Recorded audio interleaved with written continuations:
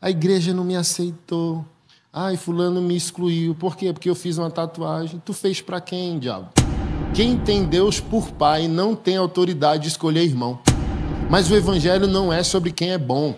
Ele não é um cruzeiro recrutando pessoas promissoras, pessoas boas, pessoas decentes. Ele é uma arca, porque talvez tivesse a pessoa perfeita que ia entrar no céu. Mas o céu é inaugurado com um ladrão arrependido e não com um crente fiel. Então, cuidado, tá? Quando você eleger irmãos, você não tem essa autoridade. Só Jesus tem.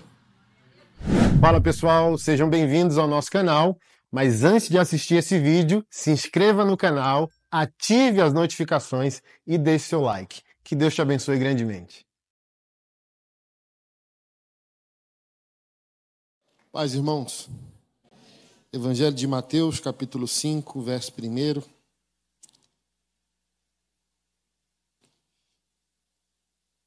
Vamos falar sobre as bem-aventuranças. Pela manhã a gente leu o mesmo texto. Ficamos só no verso 1. Está disponível no canal da igreja? Está disponível? Está disponível no canal da igreja. Só o verso 1. Então a gente vai ver do verso 2 em diante, tá? Mas vamos ler do 1 para quem não veio ganhar contexto. Mateus 5:1. Certo dia, quando Jesus viu as multidões se ajuntavam, subiu à encosta do monte e ali sentou-se. Seus discípulos se reuniram ao redor e ele começou a ensiná-los.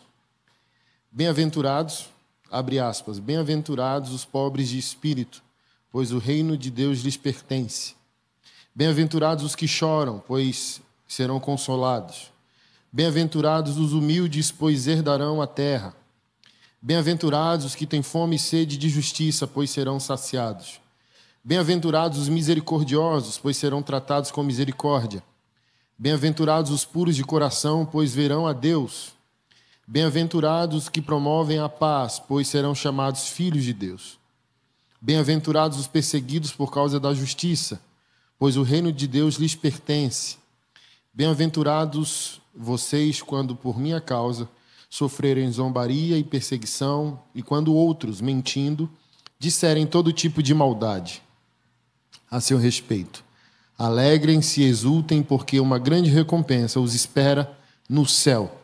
E lembrem-se de que os antigos profetas foram perseguidos da mesma forma. Vocês são o sal da terra, mas se o sal perder o sabor, para que servirá? É possível torná-lo salgado outra vez? Será jogado fora e pisado pelos que passam, pois já não serve mais para nada. Vocês são a luz do mundo. É impossível esconder uma cidade construída no alto de um monte. Não faz sentido acender uma lâmpada e depois colocá-la debaixo de um cesto. Pelo contrário, ela é colocada num pedestal, de onde ilumina todos que estão na casa. Da mesma forma, suas boas obras devem brilhar, para que todos as vejam e louvem seu Pai que está no céu. Não pensem que eu vim abolir a lei de Moisés ou os escritos dos profetas. Vim cumpri-los. Eu lhes digo a verdade, enquanto o céu e a terra existirem, nem a menor letra ou o menor traço da lei desaparecerá até que todas as coisas se cumpram. Portanto, quem desobedecer até o menor mandamento e ensinar outros a fazer o mesmo, será considerado o menor no reino dos céus. Mas aquele que obedecer à lei de Deus e ensiná-la será considerado grande no reino dos céus. Eu os advirto, a menos que sua justiça supere em muito a justiça dos mestres da lei e dos fariseus, vocês jamais entrarão no reino dos céus. Pai, nós te agradecemos e te louvamos e pedimos que o teu Espírito Santo traga clareza e transformação por meio da tua palavra. É a nossa oração em nome de Jesus. Amém.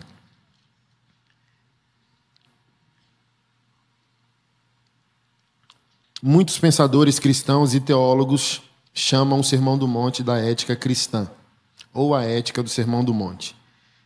De alguma maneira, isso aqui é o estilo de vida que o cristão deveria adotar, assim como o Pai Nosso não é uma oração a ser replicada, mas um entendimento a ser compreendido. Porque não é a repetição do que está lá, é o entendimento do que está lá. E o mais interessante do Pai Nosso é Pai Nosso, plural, né? Aí já quebrou o parquinho de diversões da maioria dos evangélicos. Hoje mesmo, pela manhã, alguém fez foto comigo dizendo: olha, eu vim de outra cidade, meu pastor não vai gostar muito da foto, não. Aí eu falei: por quê? Ele não gosta da minha pregação? Não. Ele até ficou convencido que você é um homem bíblico e de Deus, mas ele não consegue digerir sua aparência. Aí eu falei: tranquilo. Tranquilo. É igual as pessoas perguntam assim: pastor, você sofre muito por ser um cara meio assim diferente? Não. Não vejo, não. Eu não digo que eu não sou, eu digo que eu não vejo, não me importa. Isso é resultado de maturidade, né? Então, assim, quando você é o que você não fica, sabe? Preciso de uma classe minoritária para me representar. A classe dos pastores tatuados. Imagina ficar de mimimi. Tatuou porque quis. É igual as pessoas me perguntam: e aí, tatuagem é pecado? Aí eu falei bem assim: é melhor você não tatuar.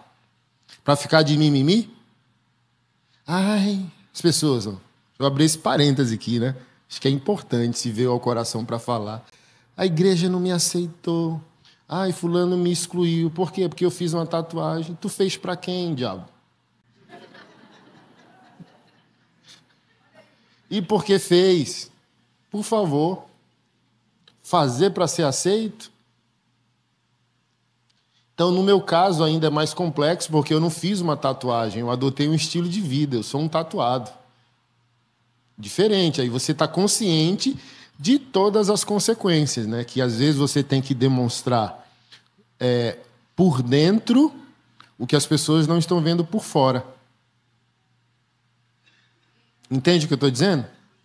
Então, se é complexo o que eu aparento ser, tem que ser charmoso o que eu carrego por dentro. O conteúdo tem que ser melhor que a aparência, né? E eu sei que a aparência não é das melhores. Mas tudo bem. Mas por que eu estou dando esse exemplo? Porque parte dos evangélicos, eles, ao ter fé em Deus, acham que tem poder de definir quem é irmão. Oração do Pai Nosso. Quem tem Deus por Pai não tem autoridade de escolher irmão.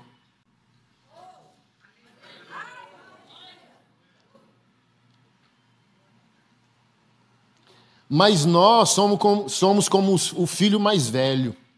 Não está escrito na Bíblia que o filho mais velho, na parábola do filho pródigo, festejou com o pai. Só está escrito que ele foi convidado. O pai surpreso, dizendo: teu irmão estava vivo e voltou a viver. Celebremos. E ele com a cara desse tamanho. Então, infelizmente, parte dos evangélicos não se alegra que Jesus faz o que quer com a graça dele. Faz o que quer com a salvação dele. Às vezes, você vai ser a pessoa perfeita que nunca vai errar. Estou falando isso aqui positivamente, tá?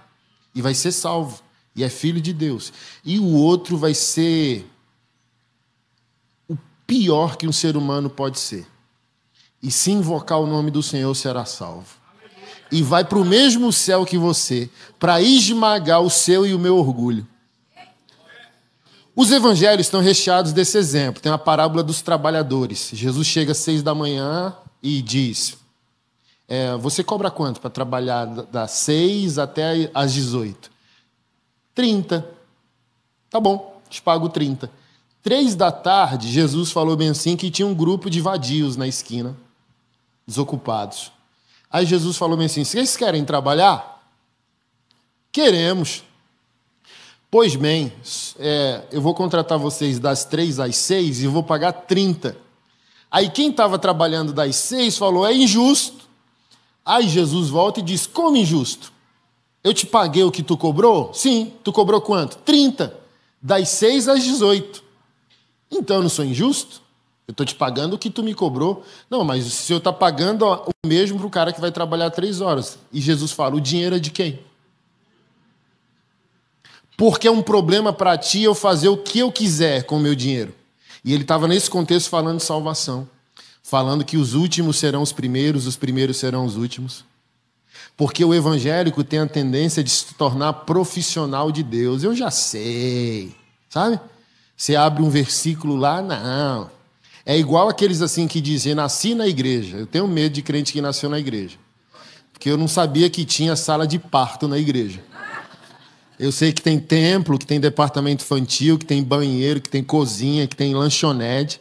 Agora, um departamento de parteira na igreja, eu não sabia que tinha. O que a pessoa está dizendo quando diz eu nasci na igreja? Sou melhor que você, às vezes. Mas o evangelho não é sobre quem é bom. Ele não é um cruzeiro recrutando pessoas promissoras, pessoas boas, pessoas decentes. Ele é uma arca.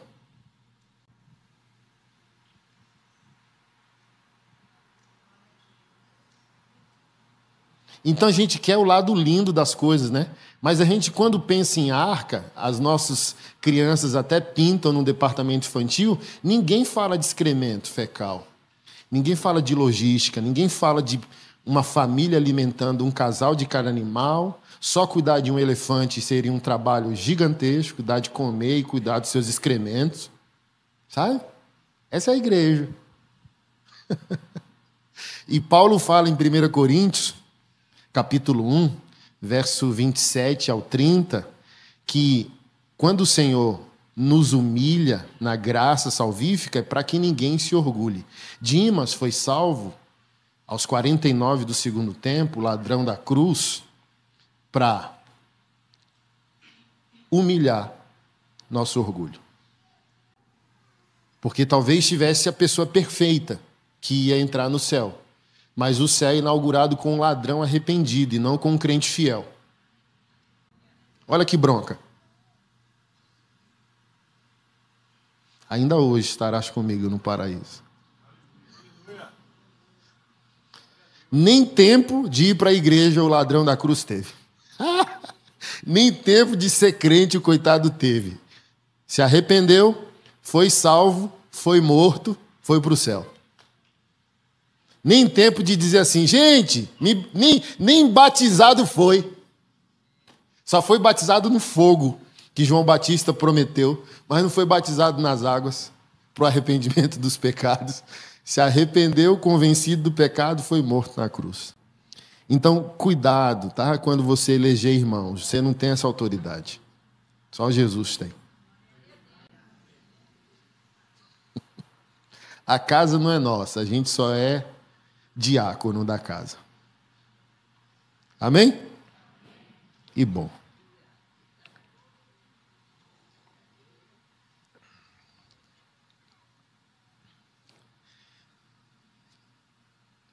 Falei de manhã, no verso 1, que o grande foco aqui é o discipulado. Para a gente falar de bem-aventurança, de ética cristã, de ética de vida cristã, primeiro a gente tem que entender que só absorve essas bem-aventuranças quem é um discípulo, e não uma multidão que acompanha Jesus, um evangélico fiel ou um frequentador de igreja. Tem que ser discípulo. Tem que seguir os passos de Jesus. Tem que ser coberto pela poeira dos pés do mestre. Esse era o entendimento entre os judeus, os rabinos e seus discípulos, o talmidim. Ser coberto pela poeira do mestre, porque você está na cola, no encalço do mestre, replicando o seu ensino, replicando o seu entendimento, replicando o seu estilo de vida. Então, expliquei que é extremamente paradigmático Jesus vir para salvar e complicar a salvação quando prega por parábolas e enigmas. Então ele está falando com todo mundo e não está falando com qualquer pessoa, porque ele diz assim, ó, veja como ouvir. Ou ele fala, quem tem ouvidos para ouvir, ouça. Parece... Veja como você ouve. Eu não estou entendendo, porque você não está enxergando o que você está ouvindo. É igual a hora do louvor. A.W. Tozer, um grande profeta do século passado, disse, cristãos não mentem, eles cantam. Baseado nessa fala dele, é verdadeiro para nós que nós não aceitamos a santificação do Evangelho porque a gente não ouve o que canta como a gente ouve o que é pregado. Porque na hora do louvor, a função do louvor é a mesma função da doutrina da pregação. Fé vem pelo ouvir. Eu vou viver o que eu canto, assim como eu vou viver o que eu estou ouvindo o pregador, o pastor ministrar. Então, a hora do nosso louvor, para quando a gente não aceita ser discípulo, é a hora que a gente mais mente. Porque a gente está prometendo o que a gente não está assumindo para viver.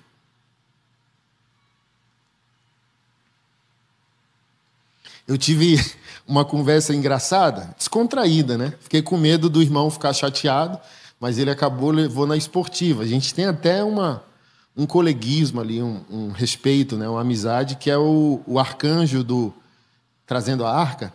É isso? Antigo Trazendo a Arca, né? Toque no altar. Porque eu usei o exemplo das canções para falar sobre esse momento de mentira evangélica. Eu falei, macho, bipolar vocês, né? Aí eu falei assim, aí ele, por quê, macho? E a gente comendo uma picanha na churrascaria. Porque veio um ano, aí vocês cantam. Abro mão dos meus sonhos, abro mão da minha vida por ti, estou apaixonado. Lindo, né? Aí no outro ano canta, restitui, eu quero de volta o que é meu.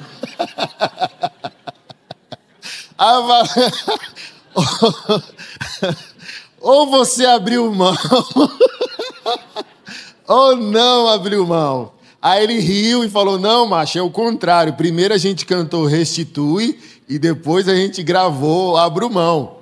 Então, a gente, na hora do louvor, fica falando isso. Tu és meu tudo, eu entrego minha vida, santo, digno, tu és, eu vou. Aí acaba o culto e não vai. As bem-aventuranças é o estilo de vida do discípulo. Por isso você nos encontra crentes com certo período de vida sem santidade. Assuma Jesus. Assuma a aliança. E quanto mais o tempo passa, mais a igreja está virando pedagógica, terapêutica é a palavra. O bem-estar do frequentador. Porque todo pastor quer uma igreja relevante. Quem não quer? Eu quero. Mas a que preço? Jesus não quer uma igreja cheia de pessoas vazias. Pelo contrário, o teste dele é, então podem ir. Não é dura essa mensagem, a porta que vocês entraram é essa aqui. Ó. Nem porta tem, né? Porque nem templo ele tinha na época. Pode pegar o beco. Querem ir? Tchau. Aí só responde quem entende. Quem estava entendendo, mesmo ainda parcialmente transformado. Pedro, para quem eu irei? Eu não entendi coisa nenhuma. Mas o Senhor é a fonte. Eu não transformei coisa nenhuma, mas tu és o Filho de Deus, ungido de Deus, o Messias de Deus. Para onde eu irei? Se só tu tens as palavras de vida eterna, então o problema, Jesus, não és tu, sou eu. Eu não vou sair daqui, não. Eu vou ficar aqui. Até que algo aconteça em mim.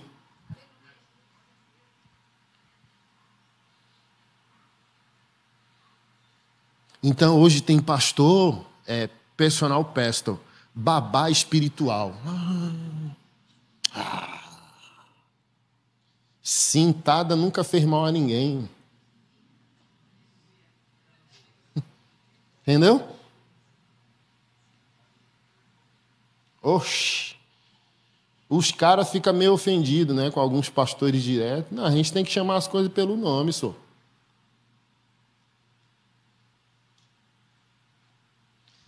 Pastor, é esse tom aqui, a gente é tranquilão, entendeu? Mas se a gente for fiel, tem um dia que a gente pega o cinto, macho. 10 vezes já. Tudo se fez novo. Aí o camarada tem 10 anos de crente pecando a mesma coisa. E a gente vai te chamar de amado? Vai nada, vamos te dar um arroxo. Porque até o teu pecado deveria ser outro, tudo se fez novo. Então, se está pecando do mesmo jeito, nem nasceu de novo. Tem que duvidar se nasceu de novo. Que há 10 anos você poderia estar sendo infiel no seu casamento e hoje você é orgulhoso, brigando por cargo na igreja. É pecado, né? Mas é outro pecado. Então, se no ano que tu converteu, tu peca assim, e passa 10 anos, está pecando do mesmo jeito, não é a igreja, não é o pastoreio, não é a mensagem, não é a palavra. Tu não nasceu de novo.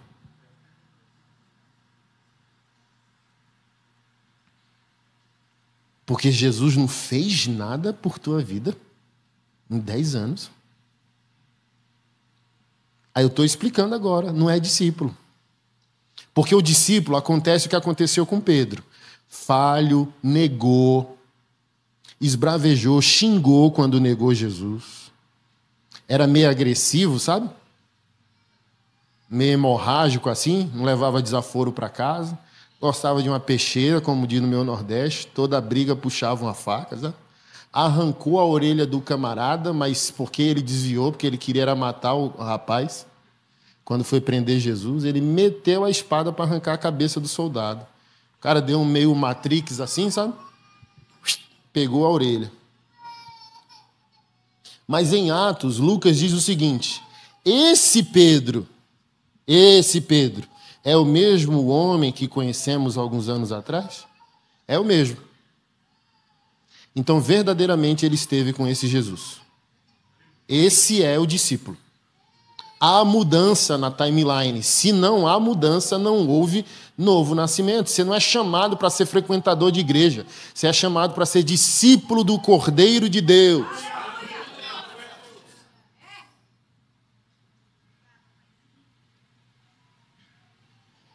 Quando você vem ocupar a cadeira, você vem cheio de vida e não virar adorador de nuca, sabe?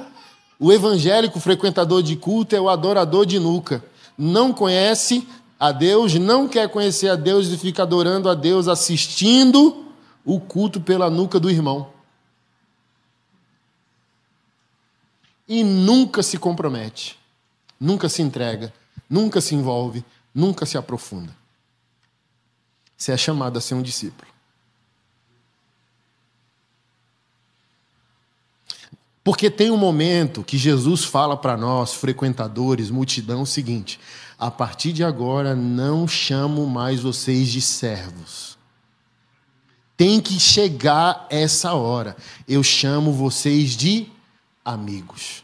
Tem que chegar essa hora da nossa fé, onde os tesouros do reino se abrem, onde a complexidade da palavra se abre, fica mais fácil ler, fica mais fácil entender, fica mais fácil viver, a gente começa a ser santo sem muito esforço, a gente começa a entender a palavra sem muito esforço, a gente começa a quebrantar sem muita concentração, sabe? Quando o ministro de louvor chega e vamos adorar, quem já é discípulo, irmão, sabe? Já consegue interpretar ambiente, já vai entrando meio que aleluiado, já vem no carro meio aleluiado. Aí fica fácil. Se todos nós, ouve o que eu estou dizendo, se todos nós fôssemos discípulos, sabe o que queria acontecer no culto? Está vendo isso aqui? Você chama de ofertório ou gasofilácio. Quando a gente, pelo menos foi assim de manhã, quando eu terminar, o pastor vai ministrar a ceia e provavelmente o pastor vai ministrar o momento de dízimo e oferta, ok? Se todos nós fôssemos discípulos, as igrejas não tinham palavra de dízimo e oferta. Porque todo mundo sairia responsável de casa com o seu envelope para dizer: sem mim a obra do meu Deus não funciona. Então, o ofertório ficaria na porta da igreja. Os discípulos vão chegando e colocando, chegando e colocando. Mas o que acontece? Pelo que eu percebi aqui, muito não tem ênfase. Isso é resultado de uma igreja madura que é conhecida pela sua livraria. Estava olhando os livros ali, só tema bom. Então, o padrão é outro. Mas tem igreja que é meia hora de oferta e dízimo, porque o povo não está convencido. Aí vem um pastor para fazer um esforço para tentar convencer o evangélico daquilo que o evangélico já deveria estar convencido. Responsabilidade. Pela toada a gente não vai sair do verso 1 não, hein? Misericórdia. Assim, ó. Eu gostei da palavra, de oferta. Vou ofertar. E tu não estava convencido de ofertar, não, foi? Tu não saiu de casa convencido de dizimar, não, foi? É isso que está acontecendo.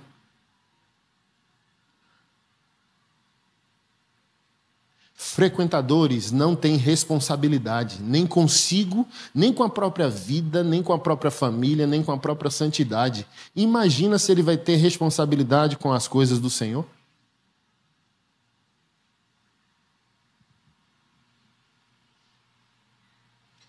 Porque é culto, né? Quanto mais tempo sobra para a gente adorar e ministrar a palavra, melhor, né?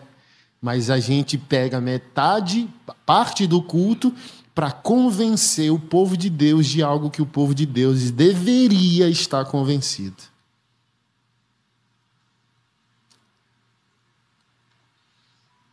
Eu gosto muito, quase toda pregação eu falo sobre esse testemunho, porque não é um testemunho, é testemunho. Porque faz tempo que eu não abro caixinha de pergunta no meu Instagram. Por quê? Eu só passo raiva, só. Porque assim, ó, vem cada pergunta de crente tiranossáurico, sabe? Assembleanossauro, presbiteriano rex, como diz o pastor Cláudio Duarte, sabe? O cara das antigas. Aí vem fazer pergunta que você fala, não é possível. Não, mas é possível, porque aquela pessoa é só frequentador de culto, não é discípulo. Então, eu me assustei, me machucou muito. A última vez que eu abri caixinha de pergunta, me feriu muito, porque foi sobre dízimo, pastor. Eu falei bem assim, quem não quer dizimar não deveria frequentar uma igreja. E o que eu faço todo santo dia em rede social é ensinar. E me machucou porque eu falei bem assim, à altura do campeonato, o meu público virtual já está maduro. Eu ensino todo santo dia. Eu pego todo o problema social ou na igreja que surge e produzo um conteúdo para amadurecer. E eu me choquei, porque mais da metade ainda está no fraudário. Ah, eu sabia! É metido a diferenciado, mas eu sabia que era igual um Silas Malafaia da vida, gosta de um dinheiro. Hã? Porque o meu raciocínio ele foi óbvio no seguinte. É desonesto. E o centro da minha teologia é a masculinidade. E eu estava falando com homens. É desonesto. Você não é um homem, você é um guri, como diz no Sul. Você é um menino. Você é um moleque, e essa é a revelação que seu casamento não está bem. Você não tem honra, você não tem dignidade. Você critica a igreja, você critica a arrecadação financeira da igreja e você frequenta ela. Não frequente igreja, fique em casa. Sabe por quê, menino? Porque você é tão garoto que você não consegue ter maturidade para entender que só há um microfone na minha mão porque alguém dizimou. Você só está sentado em uma cadeira porque alguém dizimou. Só há uma banda ministrando louvor para você se quebrantar na presença do Senhor porque alguém dizimou. Só há um departamento infantil porque alguém dizimou. Só há água para você dar descarga se usar o banheiro porque alguém dizimou. Só vamos ceiar e comer os elementos porque alguém dizimou. Fique em casa se você é contra a igreja ministrar dízimo e oferta. Missões, doações, fica em casa. Sabe o que é mais interessante? É que essa pessoa foi salva por aquilo que ela critica. Ela foi salva pela estrutura da igreja. Aí vem assim, não, mas espera aí, o dízimo não é para pagar aluguel. Onde que tu foi salvo, meu Deus? Foi no meio-fio da rua. Onde que tu cria teu filho? Onde tu cria o teu filho? Tu vai para um culto na praça, com chuva, para criar tuas crianças lá? Tem um pastor pregando na praça. Vai para lá, só. E leva teus meninos para ficar lá na praça. Tem departamento infantil? Não, é na rua. Olha o desgaste, moço, que é evangelizar evangélico. Isso é a prova que não há bem-aventurados entre os evangélicos. Quase sempre. Porque eles criam polêmica naquilo que não é. Eles criam problemas naquilo que não é problema. Tu foi alcançado pela obra da igreja. E ela só te alcançou porque alguém financiou ela. E para ela continuar salvando, ela tem que ser financiada. Se tu é discípulo, tu financia. Se tu é frequentador, tu é usurpador.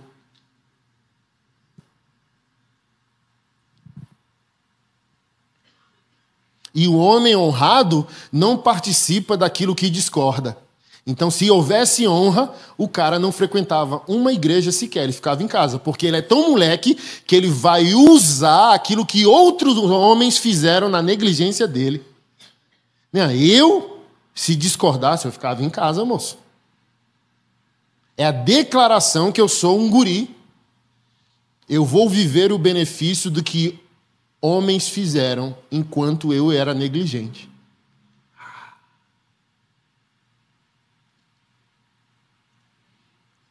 Aí veio uma sequência de perguntas de um abençoado que eu fiquei assim, em choque. Perguntando assim, quantos bexiguentos tem na igreja evangélica como esse? Bexiguento é coisa de nordestino, sabe? Caba danado, caba que não presta. Pronto. Bexiguento. Ele foi lá, foi ele que criticou, dizendo que o Silas Malafaia, gosta de grana. Tá. E olha o tanto de projeto que eu lidero, 32. 90, eu não falei isso aqui nem ontem nem hoje, 90% da minha renda hoje familiar é dízimo. Tudo que eu produzo eu entrego para a obra de Deus, para o órfão e para a viúva. 90% dos meus 11 livros. Tudo que eu faço um seminário, faço um curso, entrego tudo. Entrego tudo. Amo o outro como eu amo meus próprios filhos. Mas mesmo assim, o cara do fraudário vem criticar um homem de Deus. Fraudário gospel, sabe? Tá bom. Você é a favor do dízimo, né? Sou, claro que eu sou. Como a gente vai financiar a obra de Deus? Sou. Ah, tá. Se eu dizimar e não pagar o meu aluguel e for despejado, eu posso morar na igreja?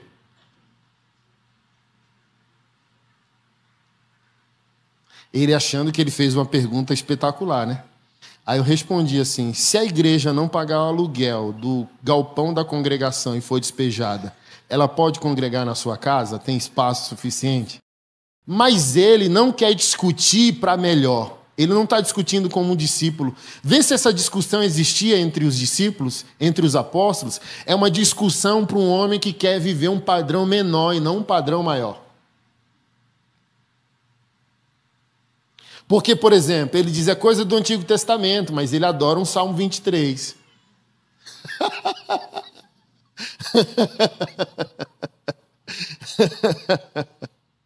Ele adora um eu e minha casa serviremos ao Senhor. Ele adora, sabe? O Senhor quebrará os dentes dos meus inimigos, é o meu defensor. Ele adora os salmos de proteção. Ele adora os salmos, os provérbios de sabedoria. Mas na hora da responsabilidade, ele, é Antigo Testamento.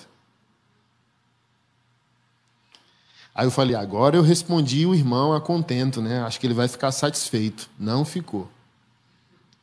E falou, se eu dizimar e não pagar a pensão alimentícia do meu filho e for preso, um pastor como você me visitará na cadeia? Olha que pergunta, irmão. Aí mais uma vez eu respirei, meditei e com a sabedoria do Espírito Santo respondi, querido irmão, se você um dia chegar a ser preso por causa de PA, você não vai ser preso porque você é um dizimista. Você vai ser preso porque você é um péssimo homem. E por isso tem uma pensão para pagar em uma ex-esposa.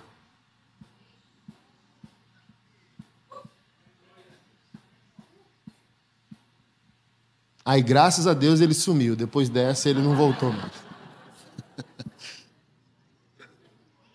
Porque olha a cabeça do frequentador. É uma cabeça irresponsável, sim ou não? Porque tudo o que eu falei aqui convence o discípulo. Querido, está vendo essas cadeiras confortáveis? Alguém dizimou. Já convence, não precisa ir além. Porque baseado em João 3,16, quem ama, entrega. Quem ama, doa. Deus amou de tal maneira e deu. Então, quem ama de tal maneira, entrega. Quem ama de tal maneira, dá. Esse é o discípulo.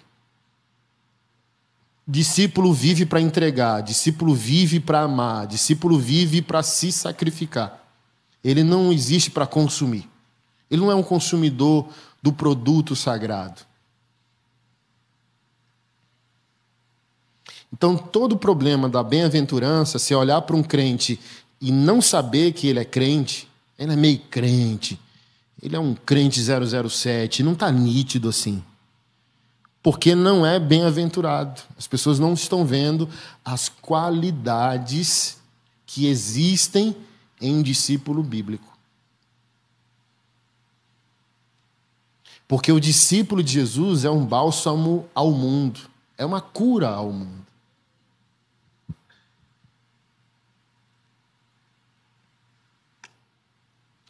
Bem-aventurados os pobres de espírito, pois o reino de Deus lhes pertence. Isso não tem a ver com pobreza financeira, mas humildade de coração, disposição de se esvaziar para receber. Pobreza de espírito é prontidão, uma fácil disposição para o convencimento. Saulo de Tarso, mesmo violento, perseguidor da igreja, ele era pobre de espírito, ou seja, um homem vazio de significado, acessível à mudança. Quando o Senhor toca, ele é convencido. Esse é o pobre do espírito. Isso aqui não tem a ver com dinheiro, porque você encontra ricos humildes e pobres orgulhosos. Você encontra mendigo orgulhoso e você encontra rico humilde. Isso aqui não é financeiro. Isso aqui é a disposição do coração em receber a verdade do reino. E quem é humilde para receber, o Senhor está dizendo, o reino te pertence. Porque essa pessoa que não tem certeza em si, mas tem certeza em Deus e na verdade. É uma disposição sempre para ser convencido por aquilo que é sagrado. Como eu falei mais cedo, se rende fácil. Quando ouve assim, está escrito, você, opa, fui eu. Eu nem sei o que é, mas sou eu, sou culpado. Pobreza. Estou disponível à riqueza do reino. Bem-aventurados os que choram, pois serão consolados. Isso aqui não é o remorso, ou chorar pelo chorar. É o chorar, quebrantar para querer encontrar o sentido da vida e da verdade. Porque, por exemplo, naquele problema de Jacó e Esaú, da primogenitura, lembra? Diz o escritor de Hebreus que procuraram arrependimento com lágrimas e Deus não achou lugar no coração. Por exemplo, Judas teve remorso porque vendeu Jesus por 30 moedas, mas remorso não é arrependimento. Então a lágrima aqui não é a substância em si, mas a condição do coração.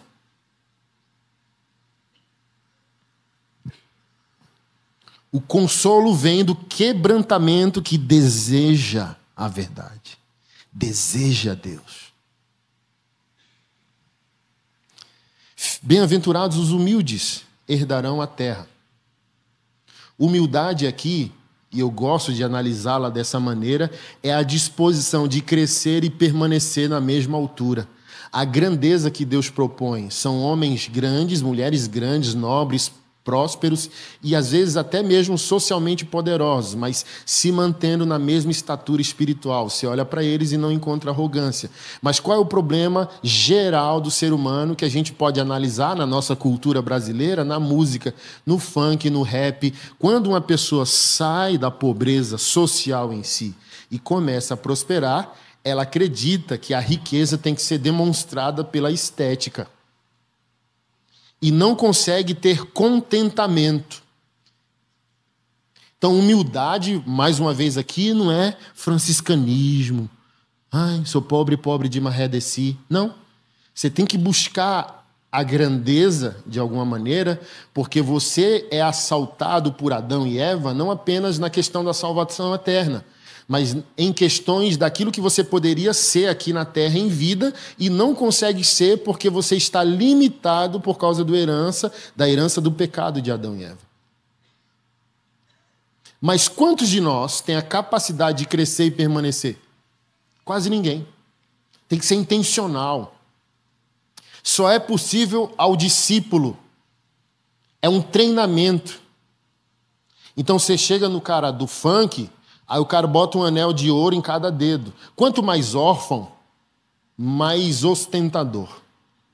Um carrão com sonzão, as rodas, ou todo tatuado como eu. Todo excesso, de alguma maneira, revela alguma falta.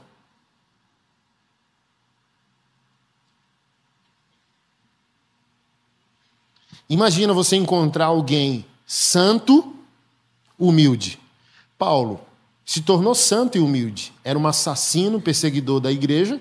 Quando ele se tornou o homem mais santo do seu tempo histórico, ele disse: eu sou o principal dos pecadores. Humildade. Não ficou nessa arrogância, aleluia, sou santo, foi arrebatado até o terceiro céu. Quando ele fala que foi arrebatado, ele fala em terceira pessoa, nem em primeira. Conheci alguém, em carne e espírito não sei. Então ele nem fala de si, porque ele aprendeu através do espinho na carne a ficar no lugar dele. Porque o Senhor sabia que se desse muito espaço para Paulo, assim como dá muito espaço para crente, se perde a partir das revelações. Ele diz: eu vi coisas inefáveis, imensuráveis à condição humana. Irmão, quem aqui, até estou arrepiado, quem aqui vai ser arrebatado ao terceiro céu, vê o que a gente crê por fé, vê o Senhor, vê o céu, vê os anjos voltar normal? Quem volta normal? A gente voltaria meio Zé Bonitinho gospel, sabe? Imagina o cara que foi arrebatado chegando no culto. Né? Pobres pecadores. Eu estava com Cristo ontem. Eu vi Miguel. Eu vi Gabriel. Imagina. Aí o Senhor disse: para que não me ensoberbecesse, a partir das revelações a mim confiadas, foi-me dado um espinho na carne, a saber, um mensageiro de Satanás para me esbofetear. Aí perguntam, né? O espinho na carne de Paulo foi o quê? Uma doença?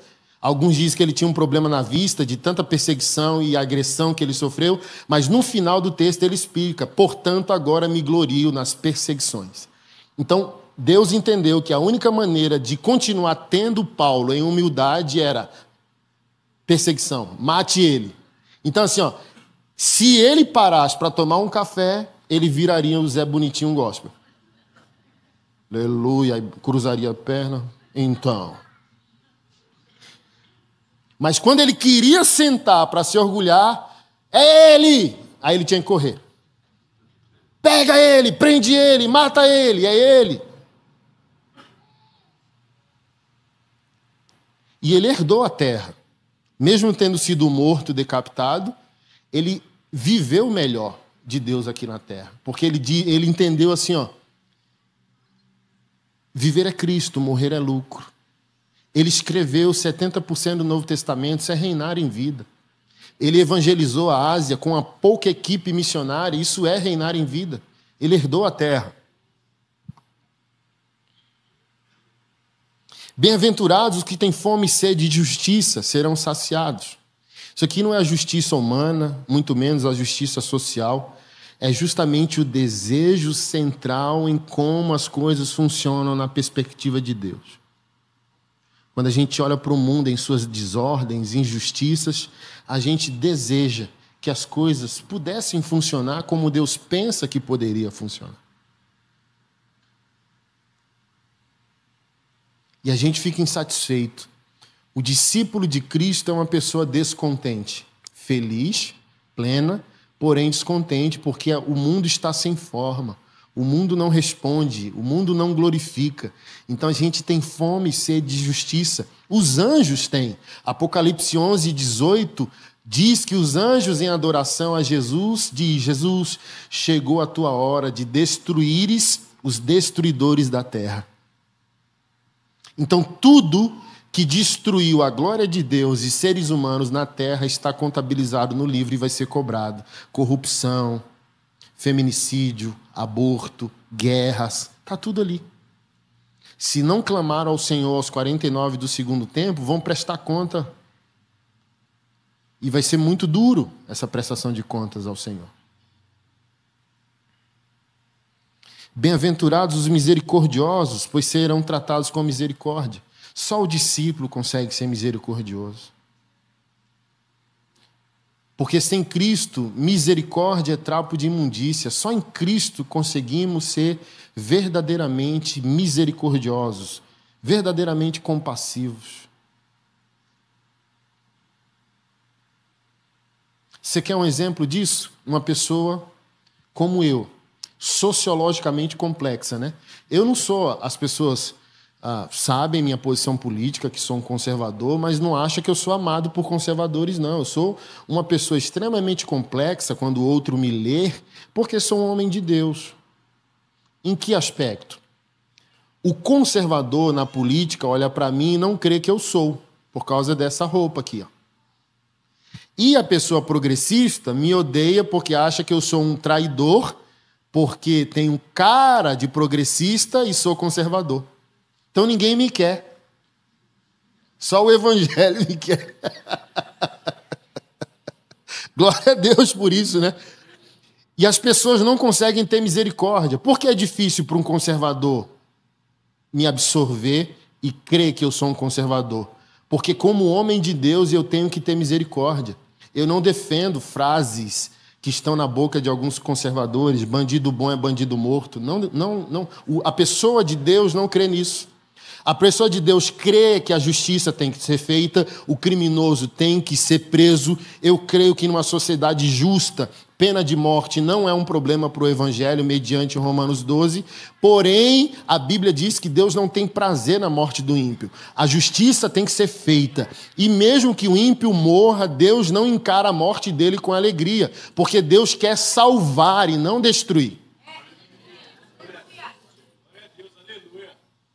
Então, eu creio no policial, ao mesmo tempo que eu creio na ressocialização do criminoso. Eu creio que a instituição policial é boa, útil e eficaz, mas eu não creio em excesso policial. Já perguntei para muitos policiais por que abordam diferente na favela, em Alphaville, e eles engasgam na hora. Eu acho que esse cara não é conservador não, hein? Está fazendo essas perguntas aí? Por quê? Misericórdia, as pessoas não querem. A idolatria no coração humano é tão grande que o ser humano precisa odiar. Ele quer se fracionar em seitas, em clubes e odiar o outro. Por exemplo, as minorias falam que é amor. Mas mande eles amarem quem eles odeiam politicamente. Não ama. Chutam Bíblia, queimam Bíblia. Na Argentina queimaram igrejas. Mas não é amor? Então não há amor fora da arca, não há amor fora da igreja, não há amor fora do evangelho, é tudo trapo de imundícia. Só Jesus consegue nos fazer misericordiosos, compassivos e amorosos. Bem-aventurados os que têm coração puro. Para mim essa é a mais importante bem-aventurança. Porque o puro de coração verá a Deus.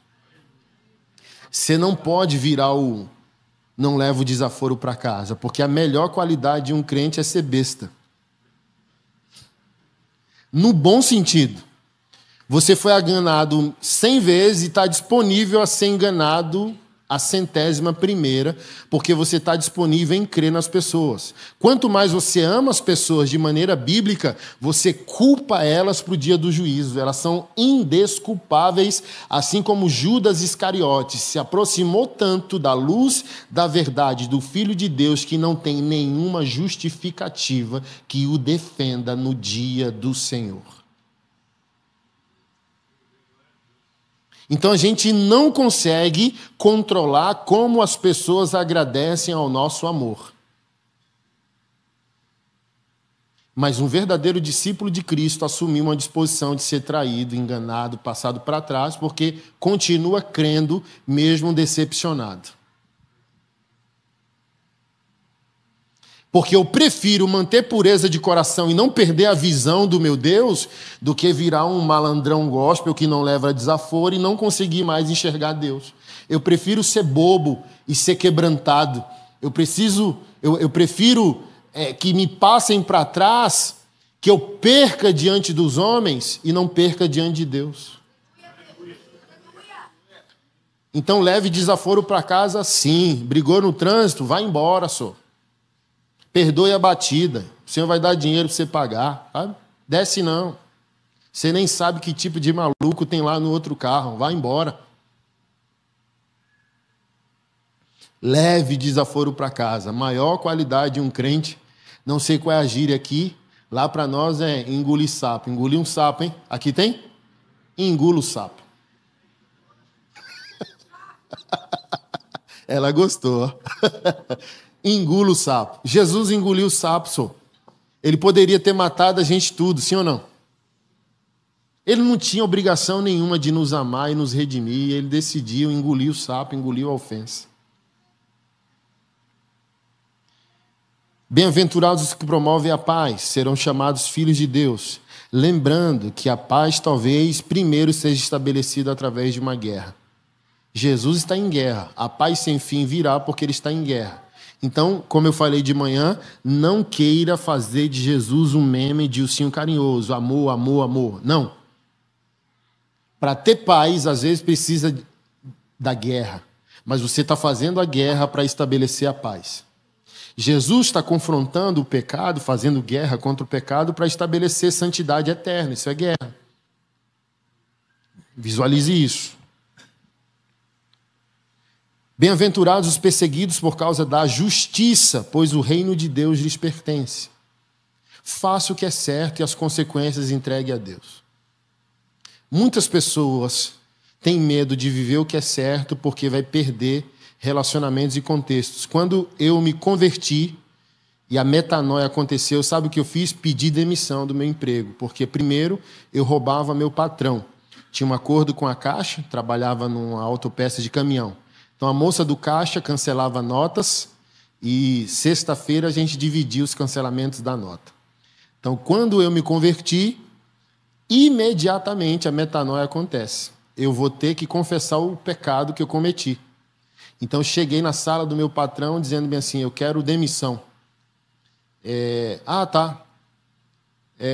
E eu quero te avisar que nesses últimos anos eu roubei de você tanto.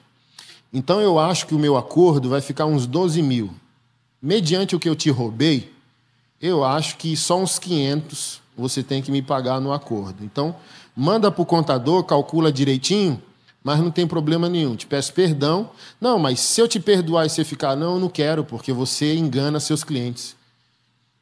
Porque ele compra a peça remanufaturada, manda a gente passar thinner, tirar a marca da remanufatura e vende na caixa nova. Imagina, um motorista de caminhão que dirige as estradas no Brasil, chegava para comprar uma embreagem remanufaturada e a gente vendia como nova.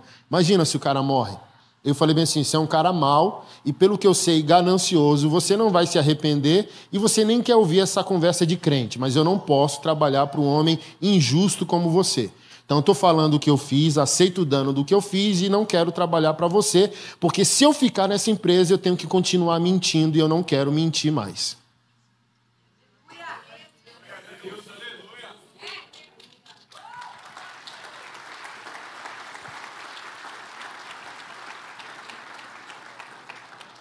Justiça. Bem-aventurados são vocês quando por minha causa, não pela nossa, não pelas nossas polêmicas, não pelas nossas abordagens, não pelas nossas declarações, pela dele, por minha causa, sofrerem zombaria e perseguição. Então, se você está sendo fiel a Deus, a palavra, ao Espírito Santo, a verdade, a igreja, e sofre perseguição, glória a Deus, você é crente. Por quê, irmão? Se a inverdade, Satanás e os demônios não te perturbam, tu virou sócio dos caras. Crente bom é crente perseguido. Crente bom é crente perturbado por pessoas e demônios. Estão pregando por aí que a vida do crente é light, que é o paraíso na terra, aleluia. Não, isso é sociedade com Satanás. A história, nem a Bíblia reforça essa ideia. Obedecer é sofrer. Paulo diz a Timóteo, aqueles que decidirem viver piedosamente em Cristo Jesus serão perseguidos.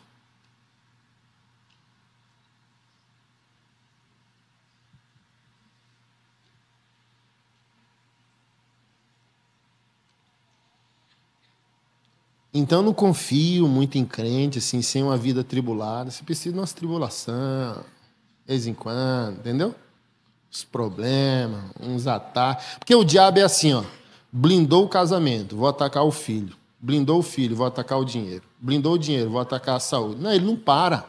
Porque ele é como um leão rugindo em derredor. Como? Não é. É gatinho vira-lata. Mas faz barulho como se fosse um leão. Ele não para. Ele fica rodando. Aí quanto mais se amadurece, vai blindando as áreas, ele pula para outra, mas ele não desiste. Ele não desiste.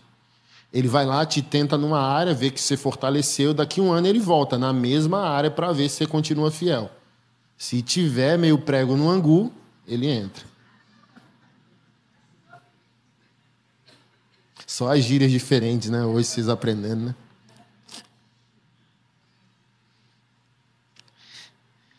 E para encerrar, vocês são a luz do mundo e o sal da terra.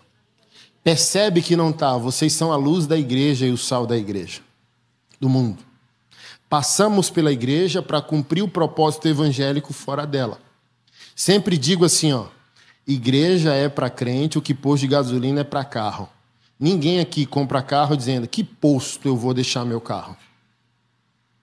É? A gente só vai para o posto quando o tanque esvazia, sim ou não? Então a igreja existe para encher o tanque do crente e o crente cumpre seu destino rodando 6 dias fora dela. Então aqui a gente está aqui para receber e entregar fora. Aqui tem 2 perseguições, a perseguição pela fidelidade e a perseguição pela inutilidade. Se o sal perdeu o sabor, pergunta Jesus, tem como restaurá-lo? Não, só jogar fora, ser pisado pelos homens. É o outro lado da perseguição. Tem igrejas, pastores e irmãos dizendo, olha, estão me perseguindo, mas não é pela semelhança, é pela falta dela. Se você for igual a Jesus, vão te odiar. Se você for diferente de Jesus, vão te odiar também. A pergunta é, tua perseguição é porque tu se parece com Jesus ou porque você não se parece com ele? Porque tem muita gente achando que é porque estão perseguindo, mas talvez é acusando você por falta de semelhança. É o sal que perdeu o sabor. E vai ser humilhado pelos homens. Porque já aconteceu com a maioria de nós, se não com todos nós, quando a gente converte, parente fazendo piadinha, porque a gente ainda não mudou totalmente. Ah, o crentinho, hein? Aconteceu comigo, só. Olha o crentinho aí. Então estão perseguindo porque a gente parece ou porque não se parece? E no último verso ele diz, eu advirto vocês que se sua justiça, sua conduta de vida, seu comportamento, as áreas de sua vida, seus valores não exceder o intérprete da lei e o fariseu, vocês não herdam o reino. Você está vendo aqui que o nível é outro. É aqui nesse contexto que ele pergunta assim, o que a lei diz? Não adulterarás. Porém, eu vos digo, se olharem para uma mulher com desejo impróprio, em seu coração já adulterou. Irmão, o padrão é outro, por isso a gente leu aqui que Jesus diz, eu não vim abolir a lei e os profetas, e cumprir. Então, o crente frequentador tem essa conversa de lei, graça, Antigo, Novo Testamento. Moço, é melhor ser discípulo de Moisés e Abraão. É melhor viver na lei, porque a lei punia só desvio de comportamento. A lei não tinha o poder da graça, que era penetrar o coração e transformá-lo. A lei era uma placa sinalizadora momentânea, conduzindo comportamentos humanos até a redenção em Jesus. Mas em Jesus, que é o destino do apontamento da lei e a transformação completa que nós recebemos da parte de Deus, Jesus não está investigando e punindo só comportamento. Ele está dizendo que a intenção do coração é tão importante quanto o feito. Por isso que João, na primeira epístola dele, diz: quem não ama o irmão é homicida. Falta de amor é homicídio. Olha só. Então Jesus elevou o padrão, ele não diminuiu. Então é melhor viver na lei, porque a graça prejudica-nos se a gente não quer se tornar discípulo. Porque o coração já é um problema para Jesus. A segunda olhadela, sabe? O descontrole dos olhos na academia, sabe? Que assim, ó, não consegue? Não pode virar ET, não pode ser alienígena. Ai, meu Deus, chegaram para mim, vou pedir desligamento da academia. Tá muito difícil ser santo. Baixa a cabeça, só.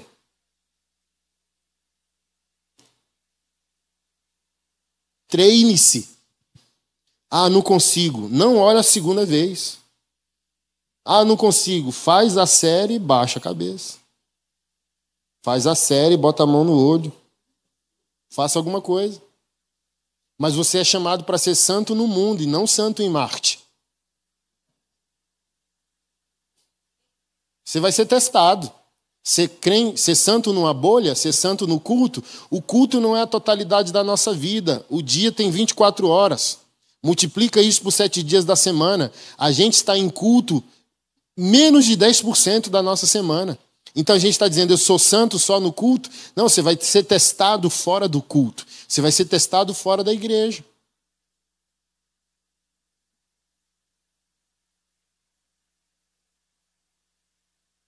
Então, quantos frequentadores de culto já não estão em adultério dentro? E acham que não estão, porque aceitaram o padrão da lei que adultério é fazer. E Jesus está dizendo, sentir também é. Olha que situação, irmãos. Por isso que eu sou contra namoro de crente. Crente, para mim, não tem que namorar, não. Sabe quanto é um arroz? Aluguel de um apartamento? Não. E por que quer se aventurar? Filho de Deus não foi criado para ser experimento, para ter um monte de digital na alma e no corpo? O número de divórcio aumentou porque as pessoas estão irresponsáveis no namoro. Imagina quem vai conseguir ficar casado depois de namorar 20, 30, 50 vezes. Você entra sem resistência nenhuma. Você entra sem paciência nenhuma. Você já entregou o seu melhor antes. Aí você entra no casamento sem exclusividade nenhuma. Aí o casamento não dura 1 ano, não dura 2 anos. Vem a primeira gravidez, o cara que já está intolerante porque namorou muito, não consegue administrar o parto, o pós-parto da esposa, é divórcio, nem na casa do Senhor.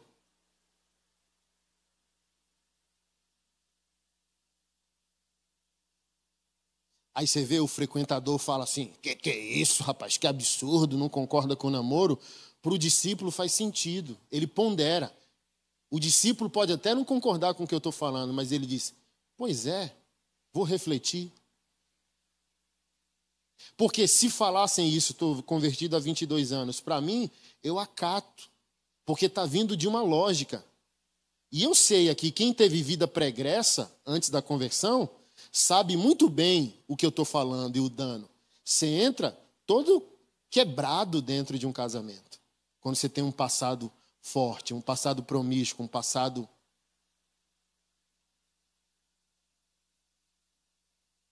Mas para a mente carnal do frequentador, não, porque ele quer o quê? Descontrole, ele quer viver fora de princípios, ele não quer ser exclusivo.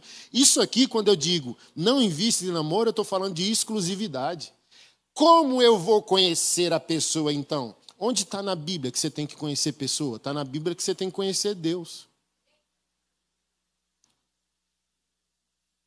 Pastor, está muito santo. E não é para ser, não?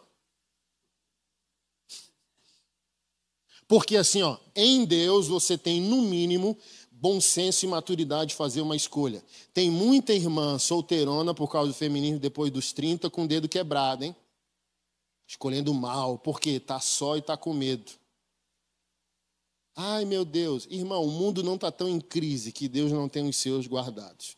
A pergunta é, tu também está guardado em Deus para Deus apresentar um homem guardado e uma mulher guardada? Ou você está na praça aí, botando qualquer valor no seu passe? Imagina, as meninas piram tudo quando você chega na igreja e vê jogador caro. Oh, jogador caro é de Jesus, moço. Ah, imagina, isso é... Hoje, irmão, é lindo de ver pessoas exclusivas. Você chega na igreja, o cara bonito, fortinho, malhado, santo, quebrantado, igual o irmão do teclado estava aqui, e dizia aí, bora, varão. Nem sei se é casado, ele diz, não, bora não, sou de Jesus. Imagina o impacto disso na sociedade, não faz sentido, não é são. Imagina ele numa federal dizendo, não, eu nem beijo na boca. Não, você é gay? Não, sou de Jesus. Só para discípulo faz sentido. Porque o discípulo é a medicina do mundo, ele é o sal. É ele que preserva a sanidade da sociedade. Ele é a luz, é ele que faz o apontamento para aquilo que é vida.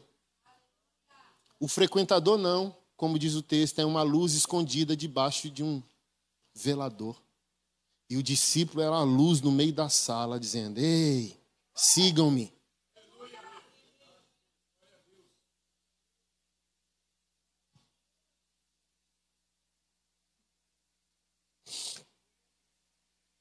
Eu já falei para o Senhor, já falei muitas mensagens. Eu queria saber cantar. Seria menos difícil, né? Mas o chamado que o Senhor me deu é ensinar para deixar o povo triste. Triste para ficar feliz depois. Cada um sabe o ministério que recebeu. Tem pastor e pregador que prega e o povo sai feliz do culto. Aleluia. E meu ministério é para o povo sair triste do culto. Mas é uma tristeza que te deixa feliz a médio e longo prazo se você viver. Triste momentaneamente, porque quanto mais luz, mais bagunça é detectada. Sim ou não? Fala, meu Deus, quanto trabalho eu vou ter agora para mudar os trem. Mas Paulo diz, a tristeza segundo Deus que opera a salvação.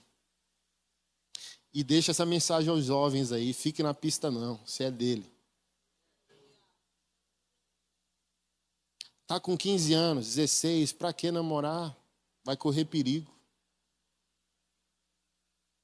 Ah, mas eu estou gostando da menina, vira amigo, conversa com o pastor, com os pais. Ah? O meu tá com 15, quis namorar, eu não creio em namoro, a mãe dele também não. E ele foi se apaixonar pela filha de um pastor assembleano. Olha a situação. E ele também não crê em namoro. Aí ele foi conversar. Eu falei, vai conversar com o pai da moça. Eu não creio em namoro, não. Aí ele foi. Aí, ó, teu pai não crê, eu também não creio. O pai estava radical. Quando descobriu que ele era meu filho, aí baixou a guarda. Ah, é filho do pastor Anderson, é um homem sério. Então, eu aceito conversar. Vamos conversar. Não, porque não, minha filha não namora, não. Tá bom. Então, qual é a solução? Aí o pai, virar amigo. Até ela ter 19 anos. Daqui a 6 anos. Aí eu vou saber se você é um homem de caráter. Aí eu falei, que bom. Aí o pai dela falou bem assim, seja bem-vindo a uma longa amizade com a minha filha.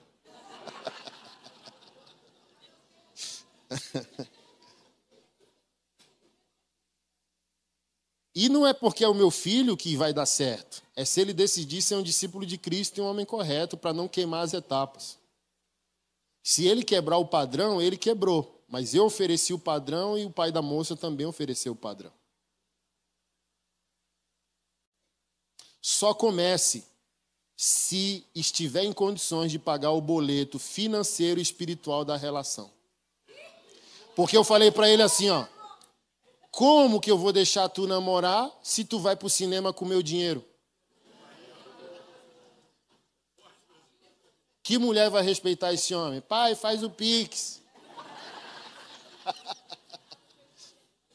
Então, se não consegue pagar o cinema, não namora. Se não consegue, sabe, vislumbrar a aliança, porque é isso.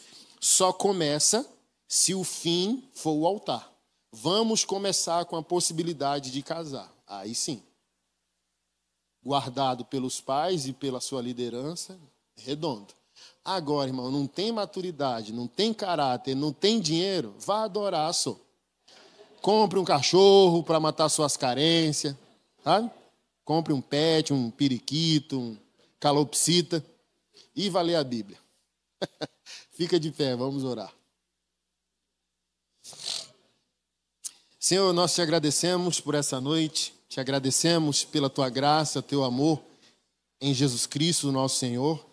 Te agradecemos pela tua palavra ministrada e tua igreja que com mansidão de espírito a recebe, a recepciona e clama. Queremos uma vida que responda ao padrão a nós oferecidos. Somos um povo exclusivo, povo eleito, nação santa e sacerdócio real. Queremos viver à altura daquilo que a palavra diz que somos e à altura daquilo que a palavra diz que devemos viver. Te glorificamos, te exaltamos e que testemunhos sejam produzidos a partir da responsabilidade que assumiremos diante a tua palavra, em nome de Jesus. Amém. Deus abençoe.